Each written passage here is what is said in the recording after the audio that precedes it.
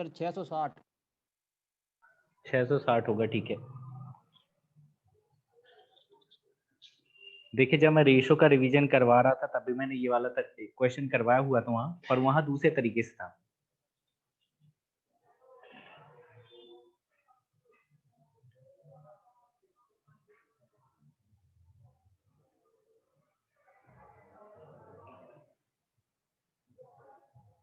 देखिए पानी से तो आपको कोई मतलब नहीं, क्योंकि पानी तो उड़ जाएगा, पानी से मतलब नहीं। अगर इसमें बताइए मुझे, अगर 90% वाटर है, 90% पानी है, तो जो फ्रूट्स होगा वो कितना होगा? 10% होगा, 10% फ्रूट्स होगा। यहाँ पर मैं बात करूँ 12% पानी बचा है, तो 12% यदि पानी, इसका मतलब जो फ्रूट्स है वो कितना होगा? 88% होगा। है कुछ गड़बड़ नहीं लग रहा? What am I going to 90 after some time it's contain only 12% water. नहीं है सर, गड़बड़ नहीं है। ठीक है चल। If how it's weight is 75 kg, C option आ गया 660 kg, बहुत बढ़िया।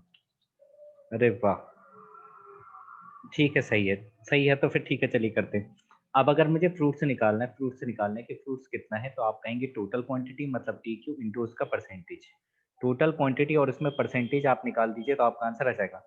परसेंटेज मैं कह रहा हूँ, परसेंटेज पहले कितना था? 10 था, अब हो गया 88। अगर मैं 2 से काट देता हूँ तो कितना हो जाएगा? 5, और ये हो जाएगा 44, है ना? 5 हो जाएगा और 44 है। अगर परसेंटेज 5 से 44 हुआ है तो जो टोटल क्वांटिटी है वो 44 से कितनी हो गई होगी? 5 हो गई होगी। 44 से कितनी हो जाएगी? 5 हो जाएगी। और अभी क्या दे रखा है? अभी इसी का वजन अभी दे रखा है, वर्तमान का, प्रेजेंट का वेट जो दे रखा है वो दे रखा है 75 केजी। इसका मतलब पहले अगर 44 था तो अभी बचा है 5। पहले यदि 44 था तो अभी बचा है 5, तो अभी वाला पूछा, अभी वाला दे दिया आपको, तो 5 की जगह आपसे कह दिया 75 केजी। अगर 5 की वैल्यू 75 है तो एक की कितनी होगी? 15। एक की 15 होगी तो 44 की बतानी है आपको, तो 44 में गुणा कर दीजिए 15 से। तो 15 चौके 60, 0 6, 15 चौके 60 और 6 66, मतलब 660 इसका आंसर बिल्कुल ठीक था। 660 इज करेक्ट। यस ठीक है, सी ऑप्शन बिल्कुल सही है। चलिए आगे बढ़ते हैं। पता नहीं क्यों नहीं कर पाया आप। इस क्वेश्चन को भी करने की कोशिश करें, सेम कॉन्सेप्ट पर बेस्ड है ये क्वेश्चन, कि अगर आप एक चीज को बढ़ाते हैं तो दूसरी चीज जो है वो ऑटोमेटिक कम हो जाएगी। रेशो उल्टा हो जाता है, ये बात आपको पता होगी।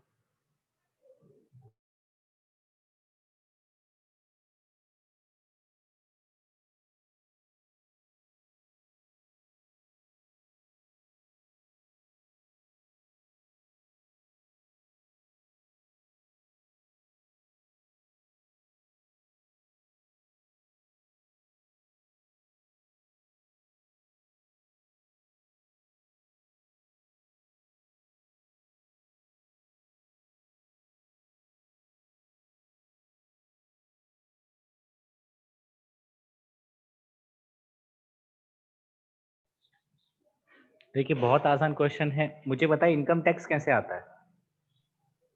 इनकम टैक्स कैसे आएगा? इनकम टैक्स, अगर मुझे इनकम टैक्स निकालना है, आयकर निकालना है कि मैंने कितना आयकर दिया, तो ये मुझे पता कैसे चलेगा? आप कहेंगे पहले तो आप मुझे ये बताइए कि इनकम कितनी है आपकी, यही बोलेंगे। इनकम पर ही तो टैक्स लगेगा, आय पर ही तो टैक्स लगेगा। अगर कुछ इनकम होगी और इसके बाद उसमें टैक्स रेट जो होगा, उसका जो भी क्या होगी टैक्स सर रेट। हाँ, ए आएगा सर। ए आ जाएगा। चलिए ठीक है, नीतू जी ने भी ए कहा, बहुत बढ़िया। देखिए इनकम टैक्स कैसे आएगा? जो भी आप आयकर दे रहे हैं वो कैसे आएगा? आपकी इनकम में, आपकी जो भी इनकम होगी उसमें कुछ ना कुछ परसेंटेज होता है रेट, टैक्स रेट जो होता है, आयकर की जो दर होती है वो होता है, उसी से निकल आता है। अब इन्होंने ये कह दिया कि आय आय नहीं बता रही, दोनों ही परिस्थितियों में आयकर मुक्त है और 48 रुपए आय उसकी बढ़ जाती है, आयकर 12% 10% जो होती है। लेकिन आयकर पहले जितना बराबर है, मतलब जितना आप आय जो कर था वो पहले दे रहे थे, अभी भी आप उतना ही कर दे रहे हैं। जितना कर आप पहले दे रहे थे उतना ही कर आप अभी भी दे रहे हैं, मतलब टैक्स दोनों ही कंडीशन में सेम है, पहले भी और अभी भी। अगर ये फिक्स है, इनकम टैक्स नहीं बदल रहा है, अगर ये चीज फिक्स हो जाती है, तो अगर मैं रेट को बढ़ाऊंगा या रेट को कम करूंगा, जैसे मैंने रेट को यहाँ पर 12% से 10% कर दिया, मतलब जो टैक्स रेट थी वो 12% से 10% हो गई, मतलब 12 से 10 हो गई। अगर टैक्स 12 से 10 हुई, इसका मतलब जो इनकम है वो 10 से कितनी होगी? 12 होगी। रेशो उल्टा हो जाता है। अगर टैक्स रेट जो है 12 से 10 हुई तो इनकम जो है वो 12 से कितनी होगी? 10 होगी। मुझे बताइए यहाँ से इनकम कितनी बढ़ी हुई है इसकी? इनकम कितनी बढ़ी हुई है? 2 इनकम बढ़ी हुई है और 2 की वैल्यू कितनी है? 4800। 2 की वैल्यू क्या है? 4800। अगर 2 की 4800 है तो 1 की कितनी होगी? 2400। अगर 1 यूनिट की वैल्यू 2400 है तो आपसे क्या पूछा है, वर्तमानिक आय पूछा है। वर्तमानिक आय मतलब ये 12 वाली पूछा है आपसे। अगर 1 की वैल्यू 2400 है तो 12 की कितनी होगी? गड़बड़ कर दी। 12 इंटू 2400 तो 24 चौके 96, कुछ गड़बड़ हुआ? नहीं सर सही है, सर 28,800 ही आएगा। गुणा करके सही है 28 यार 28। अच्छा अच्छा ठीक है। Yes 12 sir. 48 के 8 और कैरी 4 12 दूनी 2400 4 28 28,800 बिल्कुल ठीक है। ये ऑप्शन सभी का ठीक है।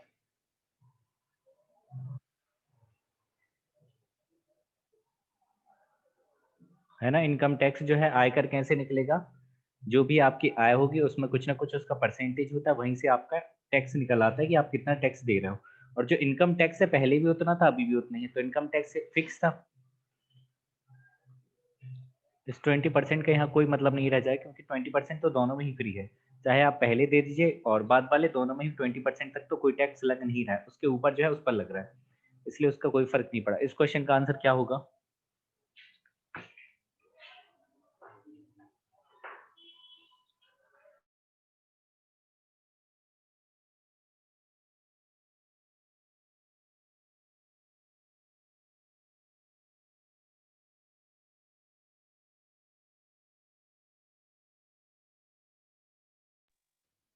नौ हजार सर।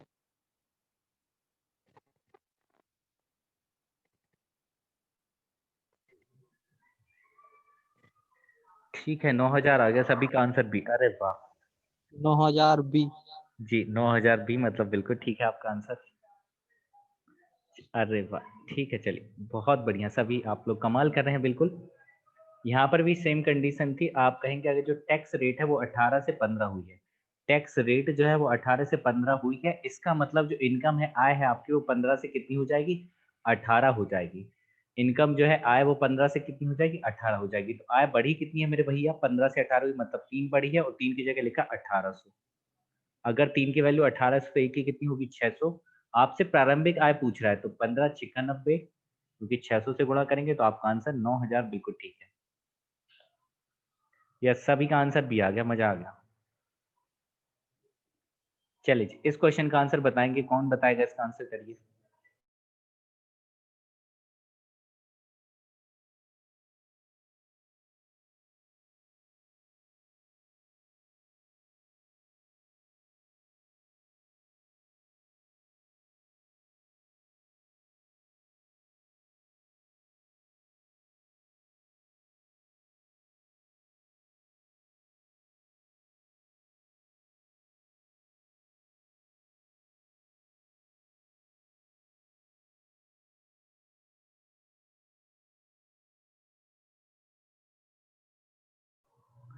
ए ऑप्शन आ रहा है Indrajeet. Option A, yes, A option A 3/7। किसी का भी ए आ चुका ए है। सर।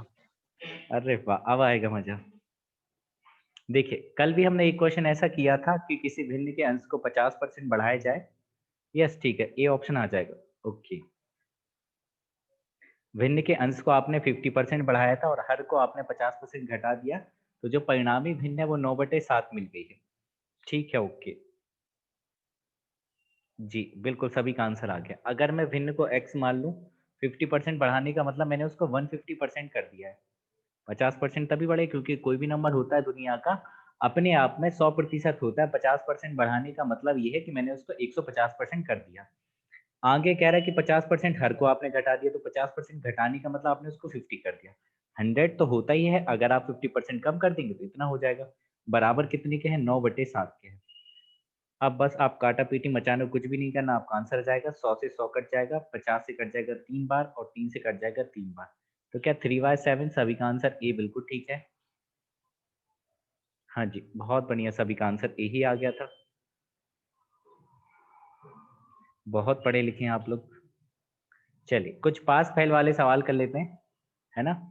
पास फेल वाले सवाल देख लेते हैं कि कितने से कोई पास होगा, आप कैसे पास होंगे, उसकी भी जुगाड़ देखेंगे। तो क्वेश्चन कह रहा है, एक बार आप पढ़िए, 1 मिनट का पूरा भरपूर समय दे रहा हूँ, उसके बाद से फिर मैं सॉल्व करवाता हूँ। इसी जैसे बहुत सारे क्वेश्चन हम करेंगे।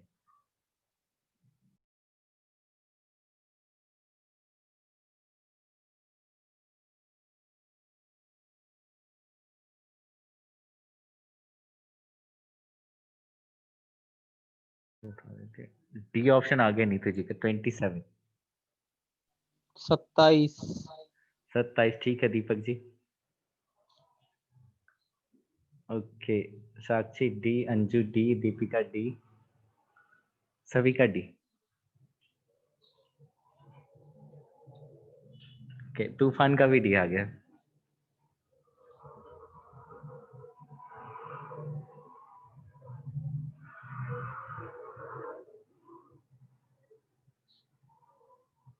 ओके, बहुत आसान था, इतनी देर तो लगनी नहीं थी। क्वेश्चन कह रहा है 300 अंकों की एक परीक्षा में 75 अंक, एक विद्यार्थी को 75 अंक प्राप्त होते, 75 मार्क्स उसको मिले हैं।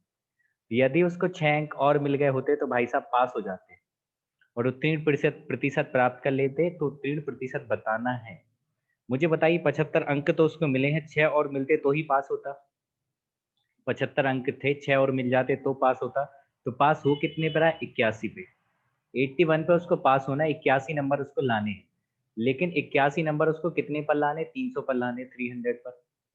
300 में से 81 नंबर लाने, आपको परसेंटेज में बताना है, इसलिए आप कर देंगे 100 से गुणा। 100 से गुणा करने के बाद आप पाएंगे कि 2 जीरो से 2 जीरो कट जाएंगे, और 3 से कटना चाहिए कितनी बार? 27 बार, तो 27%। मतलब डी ऑप्शन आप सभी का बिल्कुल ठीक था। चलिए, तो फिर मेरा भी डी ऑप्शन सही हो गया, आपका हो गया है। तो चलिए इस क्वेश्चन को करते हैं एक बार। देखिए, आप रीड करें आराम से।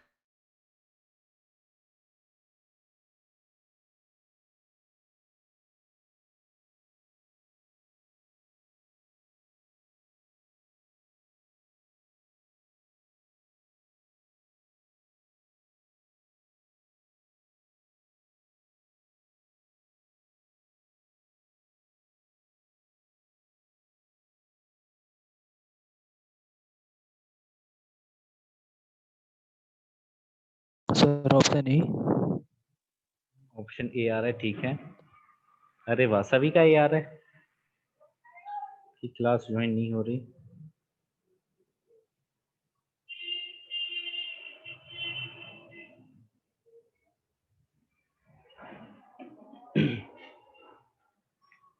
चलिए जी, देखें उत्तीर्ण अंक कितने हैं? 40%। मतलब यदि आपको पास होना है तो कम से कम 40% अंक आपको लाने पड़ेंगे। किसी छात्र को 250 अंक मिलते हैं, परंतु फिर भी वह 38 अंकों से अनुत्तीर्ण हो गया। बोला मतलब तो क्या है जी? ए ऑप्शन सभी का आ रहा है। देखिए, किसी छात्र को 250 अंक मिले, मुझे उसको पास करवाना है, कुछ भी करके वो पास हो जाए बस बंदा। देखिए, 250 अंक तो उसको मिल गए, पहली बात ये 250 अंक उसको मिले, लेकिन फिर भी वह 38 अंकों से अनुत्तीर्ण हो गया। मतलब यदि उसको पास होना है तो 38 नंबर और चाहिए। यदि उसको पास होना है तो 38 नंबर और चाहिए, तो टोटल नंबर कितने हो जाएंगे? 250 प्लस 38 कितने हो जाएंगे? 288। 288 में वो पास होगा। 288 में क्या होगा? वो पास होगा। हाँ जी बिल्कुल, 288। 288 में वो हो जाएगा पास। लेकिन पास परसेंटेज कितने हैं? अगर मैं ये बात परसेंटेज में पूछूं तो कितने हैं? 40% है। तो मैं ऐसे कह सकता हूँ 40% की वैल्यू 288 है। हाँ कि ना? 40% जो है उसकी की वैल्यू आपको दे रखी 288। अगर 40% की 288 है तो 1% की कितनी होगी? 1% की। तो आप कहेंगे 288/40। और 100 की चाहिए तो आप 100 से गुणा कर देंगे। तो कितना हो जाएगा? 288/40 इंटू 100। तो 20 से 5 बार, 20 से 2 बार, और 2 से काट देंगे, 2 एकम 4 और 4, 144 में 5 से गुणा करेंगे तो आपका आंसर 720 होगा। है ना? 40% की वैल्यू दे रखी थी। आप ऐसे कर सकते थे, आप डायरेक्ट भी सोच सकते थे कि भाई 288 जो है वो किसकी वैल्यू है? 40 की। आपको चाहिए 100 की। यहीं पे सॉल्व कर दीजिए, आपका आंसर आ जाएगा एक लाइन में। बहुत आसान था ना जी? आगे बढ़ते हैं।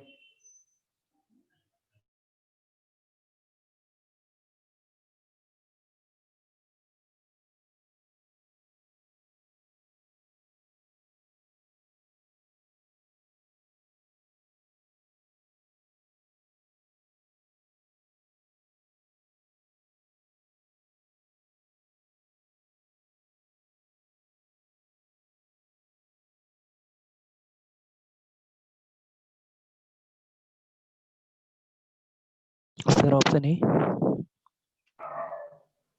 ऑप्शन ए ऑप्शन ए ठीक। 300। Yes, 300 Deepak ji, sir. रोहित जी, नीतू जी, बिल्कुल ठीक है। ए ऑप्शन, साक्षी, रोहित, दीपिका, अंजू, बहुत बढ़िया। सभी का आंसर 300 आ रहा है। अरे वाह, चलिए एक परीक्षा में एक छात्र को जब परसेंटेज जब से स्टार्ट हुआ तब से सबके आंसर आ रहे हैं। बहुत आसान है ये।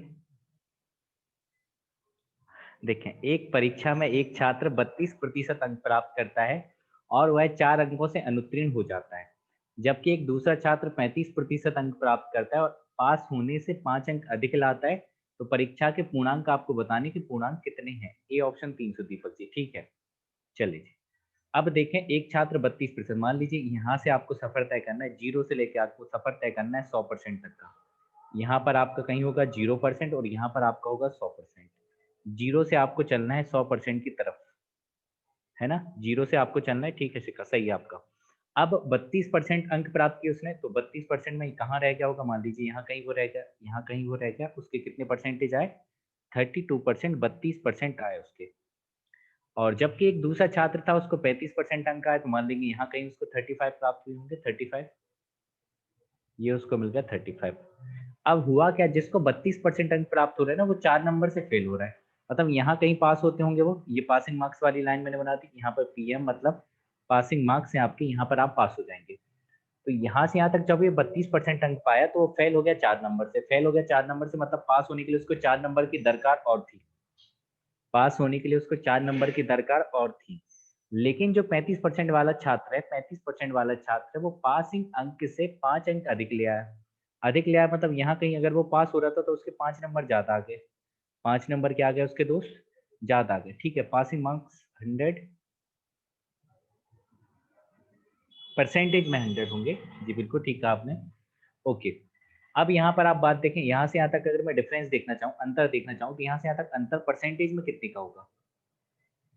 देखिए यहाँ से यहाँ 3 का तक, सर। हाँ बिल्कुल ठीक है, यहाँ से यहाँ तक टोटल है 35 और यहाँ से यहाँ तक है 32। तो यहाँ से यहाँ तक का फर्क है कितने का रहा, तो आप कहेंगे 3% का फर्क है। 3% का दोस्तों क्या है, फर्क है। और यहाँ पर कितने का फर्क है, 4 और 5 9। यहाँ से यहाँ तक 4 अंक है और यहाँ से यहाँ तक कितने अंक है, 5 अंक है। तो टोटल कितने नंबर है, ये 9। मतलब 3% की वैल्यू क्या है, 9 है। 3% की वैल्यू क्या है, 9 है। अगर 3% की वैल्यू 9 है तो 1% की कितनी होगी, 3 होगी। 1% की वैल्यू कितनी होगी, 3 होगी। अगर 1% 3 के बराबर है, आपको चाहिए पूर्णांक। पूर्णांक कितने होते हैं, हमेशा 100% होंगे। पूर्णांक हमेशा होंगे 100%। अगर 1% की वैल्यू 3 है तो 100% की कितनी होगी, 300। तो 300, मतलब A option is the correct.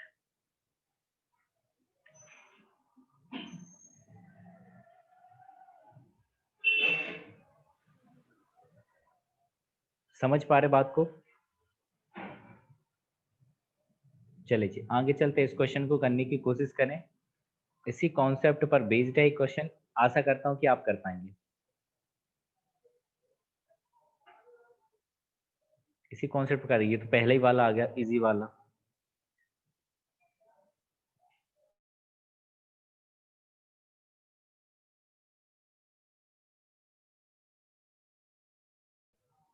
A option Neetu जी ने कहा, बिल्कुल ठीक है। ये 360 सर। अरे वाह, 360। 360, ठीक है, बहुत बढ़िया। ये कांस्टेबल में आया था पिछले साल, 2017, मतलब पिछले साल का मतलब 2017। 360।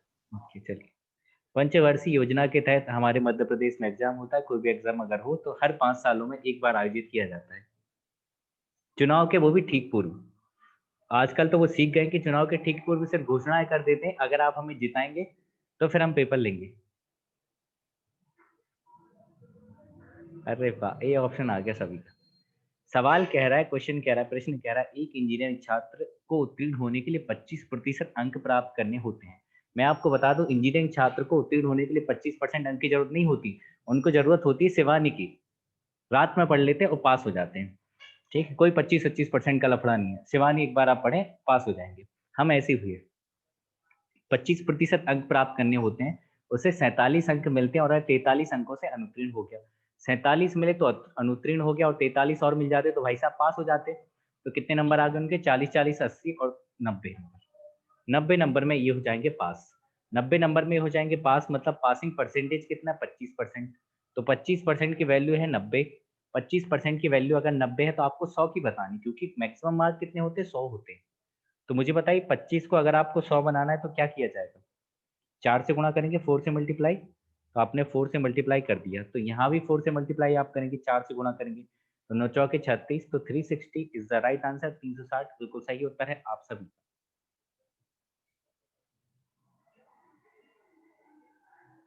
बढ़ते हैं इसी दिशा में, निरंतर आगे बढ़ते रहेंगे। इस क्वेश्चन को करिए, आपको मजा जरूर आएगा इस क्वेश्चन में। ये भी पीईबी में ही पूछा गया क्वेश्चन है, वहीं से मैंने उठा लिया है।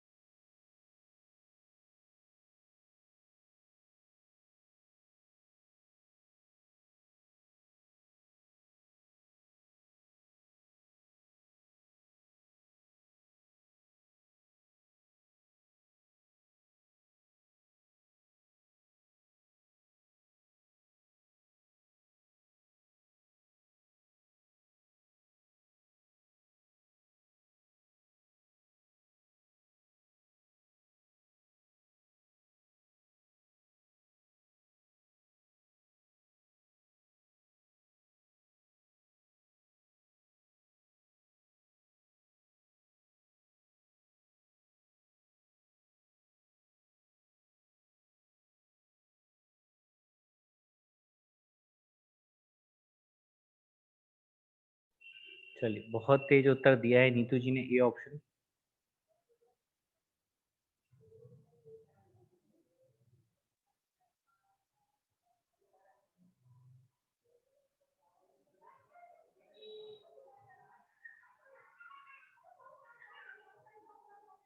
अंजू जी का भी ए आ चुका है, बहुत बढ़िया अंजू जी।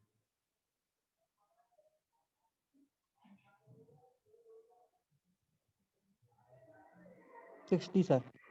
60 ठीक है रोहित जी।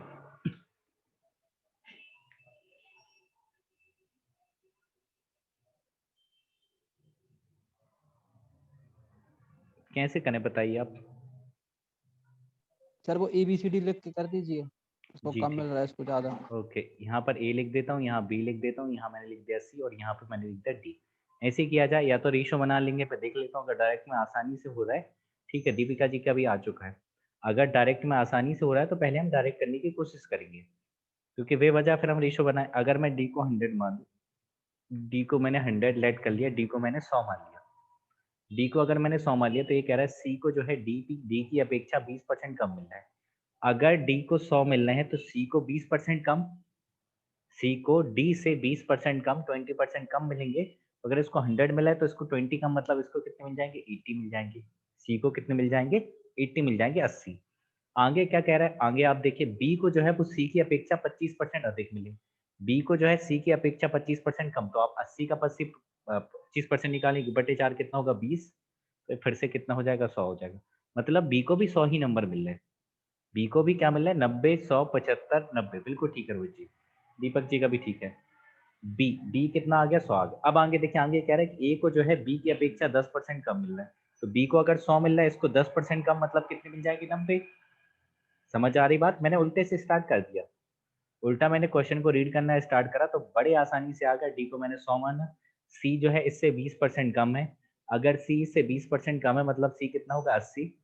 फिर बी जो है वो इससे 25% ज्यादा है, तो 80 का 25% निकालो तो कितना आ गया, 20। 20 ज्यादा निकला, तो बी हो गया है 100।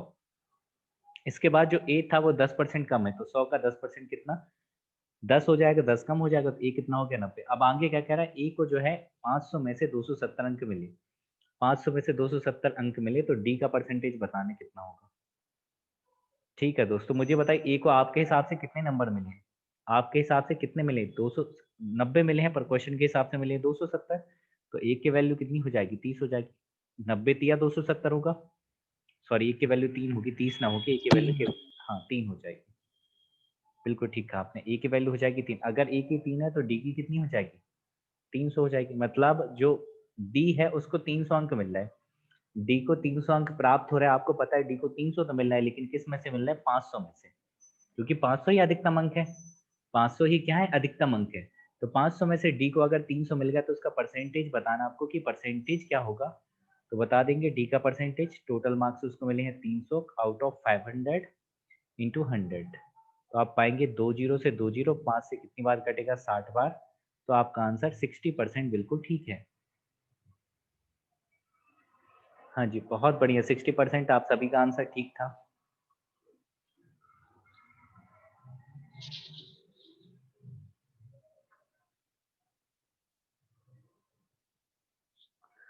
चलिए जी आगे बढ़ते हैं नेक्स्ट क्वेश्चन की तरफ। इन क्वेश्चन को कैसे किया जाए आइए समझते हैं।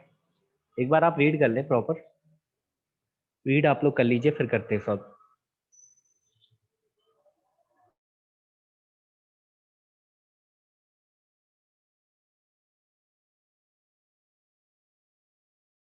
सर 16 सही 2/3।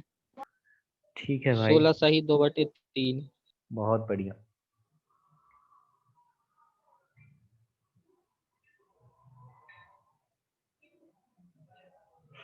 ए सभी का आंसर आ गया।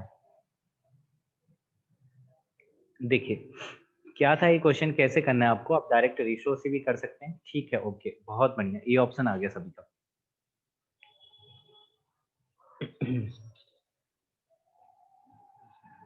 मुझे लग रहा है मैं पढ़ा रहा हूँ या टेस्ट ले रहा हूँ।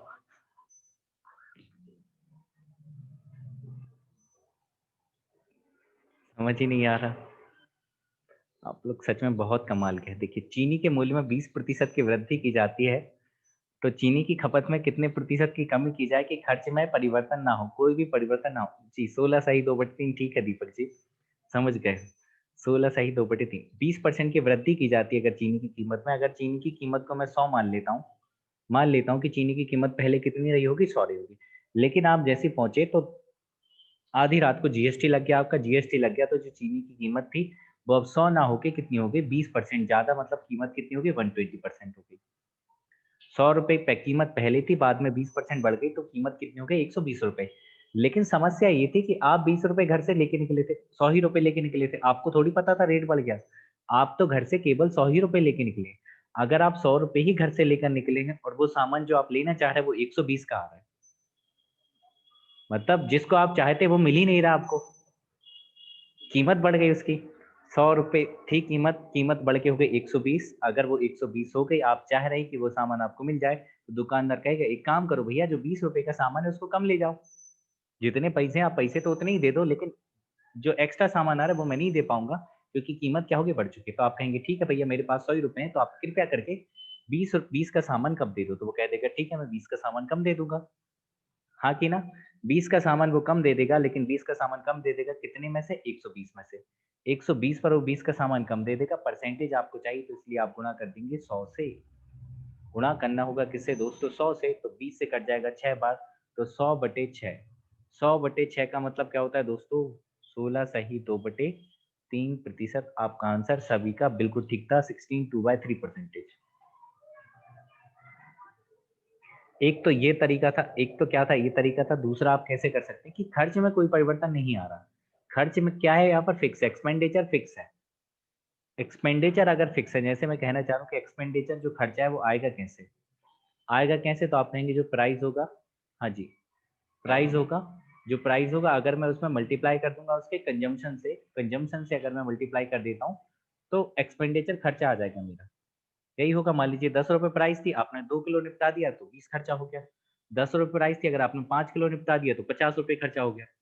अब कहना ये चाह रहा है कि एक्सपेंडिचर जो है वो फिक्स है, खर्च में परिवर्तन नहीं हो रहा है। खर्च में परिवर्तन नहीं हो रहा मतलब एक्सपेंडिचर क्या है, फिक्स है। एक्सपेंडिचर अगर फिक्स है तो अगर मैं प्राइस को बढ़ाऊंगा, प्राइस को मैंने बढ़ा दिया 20%।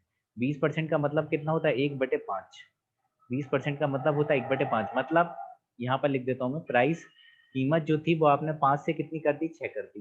देखिए 20% का मतलब होता है 5, अगर ओरिजिनल 5 थी, 5 का 20% मतलब 1 बढ़ जाएगी, तो प्राइस अभी कितनी हो जाएगी, 6 हो जाएगी। तो कीमत यदि 5 से 6 हुई है तो कंजम्पशन जो है, खपत जो है वो उल्टी हो जाएगी, मतलब 6 से 5 हो जाएगी। 6 से कितनी हो जाएगी, 5 हो जाएगी। तो मुझे बताइए पहले कंजम्पशन कितना हो रहा था, 6, अभी कंजम्पशन कितना हो रहा है, 5। कितने की कमी हो रही, 1 की। कितने पर, 6 पर, इंटू 100। तो आपका आंसर फिर से 16 सही 2/3 आ गया, क्योंकि तरीके बदल देने से क्वेश्चन का आंसर नहीं बदलता है। क्या आप मेरी बात को समझ पा रहे हैं बहुत अच्छे से। मैंने क्या कर दिया, दोनों ही तरीके आपको स्पष्ट होंगे। आगे बढ़ जाते हैं, क्योंकि आप सभी बहुत तेजी में उत्तर दे रहे हैं, तो आपका समय ज्यादा ना बर्बाद करते हुए सीधा डायरेक्ट क्वेश्चन पे करेंगे। इसका बताइए आंसर जल्दी में। ए ऑप्शन कहा अंजू जी ने, बहुत बढ़िया। सर 20%। जी बहुत बढ़िया, ओके अंजू जी, नीतू जी, रोहित जी, सभी का आंसर बिल्कुल ठीक है, 20। यस, साक्षी का भी ए आ चुका है। 20% रोहित जी बिल्कुल ठीक है।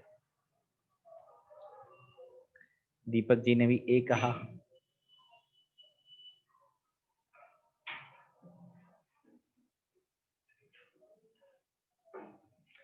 शिखा का भी ए आया, बहुत बढ़िया।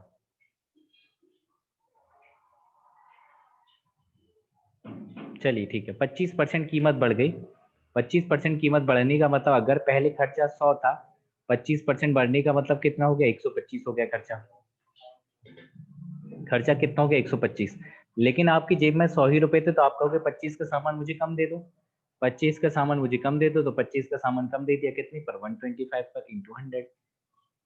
तो 25 पंचे 125 और 5 से कितनी बार कट जाएगा? 20 बार। तो 20% इज द राइट आंसर। हाँ कि ना? या तो आप ऐसे कर लेते प्राइस, आप कहेंगे 25% का मतलब 4 से कितना हो गया? 5। तो वो कितना हो जाएगा? 5 से 4 तो कितना? 1 कितने पर? 5 पर 1/5 का मतलब 20%। So easy. पेपर में ऐसे ही सवाल आपको देखने को मिले। ये कहाँ से आ गया इसका क्वेश्चन बीच में? तो छोड़िए, इसको करते हैं।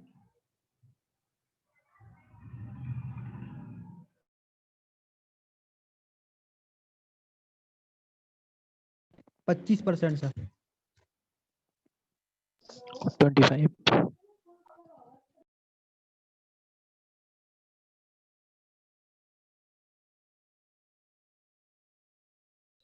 Option C. हाँ अरे वाह, ऑप्शन सी सभी का आ रहा है, बहुत बढ़िया। सभी का आंसर बिल्कुल ठीक है। 5%। ठीक है, बिल्कुल ठीक। 60%। 40 आएगा ना? 25 आएगा। 25 आ जाएगा। 25 बिल्कुल ठीक है। 33 सही 1/3% की वृद्धि होने का मतलब आप समझ लीजिए, समझ लीजिए दोस्तों। 33 से 1/3 का मतलब क्या होता है? 1/3। 1 क्या होता है? 3 होता है। 1/3 होता है। मतलब यदि कीमत 3 से 4 हो गई है, प्राइस जो है आपका, प्राइस जो है आपका, कीमत जो है अगर 3 से 4 हो गई है, तो जो खपत है ना उसकी, सॉरी एक्सपेंडिचर जो है, खर्च तो अपरिवर्तित रहना चाहिए, तो खपत में कितनी, कंजम्पशन में कितनी कमी कर देगा? उल्टा कर देगा। मतलब 4 से कितना कर देगा? 3 कर देगा। 4 से 3 कर देगा। तो आप देखिए 4 से 3 का मतलब कितना? एक ही कमी करना है, 4 पर इंटू 100। तो 1/4। आप सबका आंसर 25 बिल्कुल ठीक है। यस, सी ऑप्शन सभी का ठीक है। आगे बढ़ते हैं।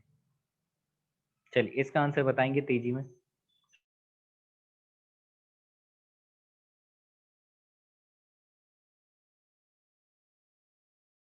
Twenty percent. ठीक है, 20%। ओके 20%। 20% सर। ओके ओके, बहुत बढ़िया Yes, 20%. जी, बहुत बढ़िया।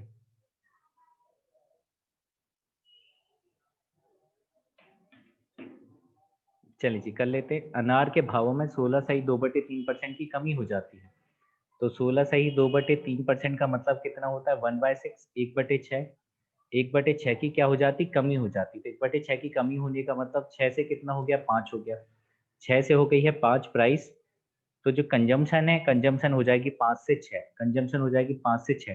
तो एक बढ़ाना होगा कितने पर? 5 पर इंटू 100। तो 1/5 क्या आपका आंसर? 20% बिल्कुल ठीक है। यस, सभी का आंसर 20% था।